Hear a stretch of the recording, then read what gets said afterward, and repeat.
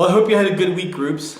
We are deep into this book and into the topic of self-forgiveness as we are studying through Everett Worthington's book moving forward.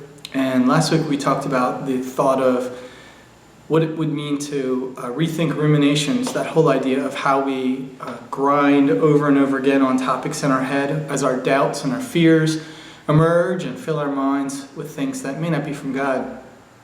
Today, we're going to be talking about reaching emotional self-forgiveness.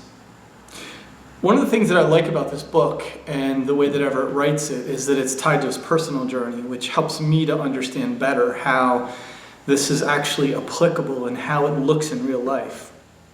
I say that because as an academic, you can become really theoretical. And this lesson has some of that nature to it, but it's grounded in the reality of his life.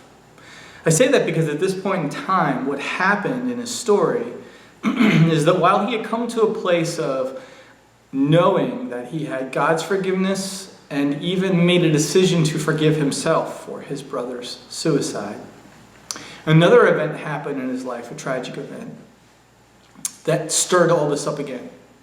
As a professor at Virginia Commonwealth University, he had a graduate student who committed suicide.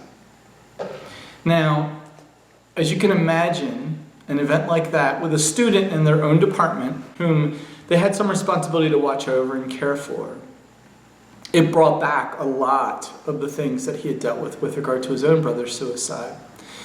In some respects, it stirred the pot, and life has the ability to do that. It has the ability to kind of ask the question, did you really work through all that stuff? And he realized the way that he responded within, that the pain and the hurt that he had encountered anew really showed him that there was some parts of this that he was not done with.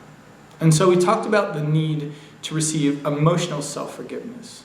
He says he was right with God and even with others, and that he'd made a decision to forgive himself, but he needed the emotional component of that. In other words, you can decide that you're going to do something, but your emotions and what's happening inside your soul does not always follow along closely or carefully just because you make a decision to do that. So he talks about some steps that he was taking to move toward an emotional sense of self-forgiveness.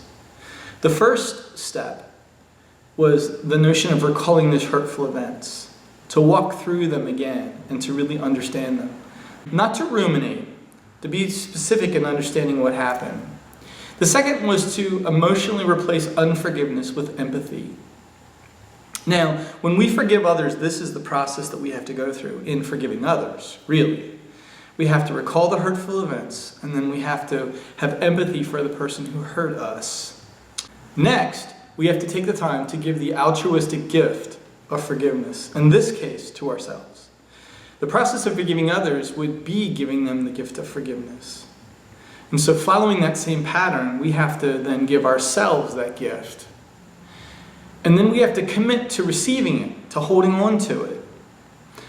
When somebody offers you a gift like forgiveness, there are times when you forgive someone and they don't really receive it. They offer you the ability to be forgiven of that burden and that debt, and we decide that we're going to bear it anyway. Just as we do that in other relationships, we can do it with ourselves. We can say, I'm not worthy to receive self-forgiveness. That goes back to the first step where we look at who God is and what God offers to us. The last is to hold on to that, to commit to holding on to that, to say, I have been offered this gift by God, prayerfully by the people that I hurt, and ultimately by myself. Am I going to commit to holding on to that and really living in that? Because eventually when you do, Everett says, your soul begins to take hold of that. It begins to be a healing force for us and to know that it's going to be okay. And so in that process, we actually fully accept the gift that's given to us. It's like the difference between being given a gift and really using it. Years ago, my wife gave me the gift of a watch. We were both relatively poor and young, and she went out and bought me what seemed to me, I never asked, an expensive watch. Now there were two things that happened inside of me. One was wow, that's expensive. The second was, wow, I'm not worthy of this. And as a result of that, I had a hard time wearing the watch because of the sacrifice that she made to purchase it. And because I didn't feel worthy to wear it. It didn't feel right on me. So I put it in a drawer. And what I discovered years later was that that act of putting it in a drawer was actually hurtful. Because I hadn't fully received a gift that somebody had given me out of deep love. And so, contrary to everything inside of me, what I really needed to do was to receive that gift, to embrace it fully, and to make it a part of my life. That process that happened just in that little story that I told is very similar to what Everett is suggesting for us. To really understand that gift and to fully receive it. It's critical because it frees us. And in freeing us, while that may seem selfish, it actually sets us free to love, to serve, to feel like we have something to contribute to the kingdom of God, to the lives of others, and not to be caught in a prison of guilt and shame, which keep us from living what God has for us to do. Ultimately, we're not forgiven just so that we can be free. We're forgiven so that we can be free to bless and serve, to help, to contribute to the kingdom of God and the things that God's doing in this world. So, some reflections for you. Number one, as you walk through this process, do you consider the gift of self-forgiveness too good for you in any area?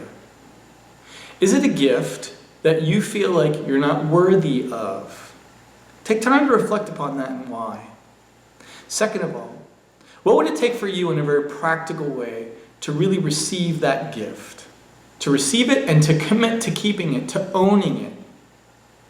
And third of all, if you were to do that, how would that help you to really be free in a new way, to be a blessing to the people closest to you, to your community, to the world? How would it change your relationship with God to be free of all that?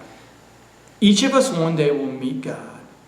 And the notion of coming to God in complete peace and complete joy, with no reservations, understanding that we are forgiven and healed, whole people, is the dream that Jesus has for us, to reconcile us fully to God so that we can go home knowing that we're running to a Father who's ready to receive us.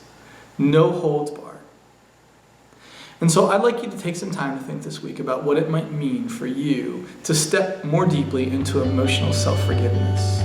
Have a great week.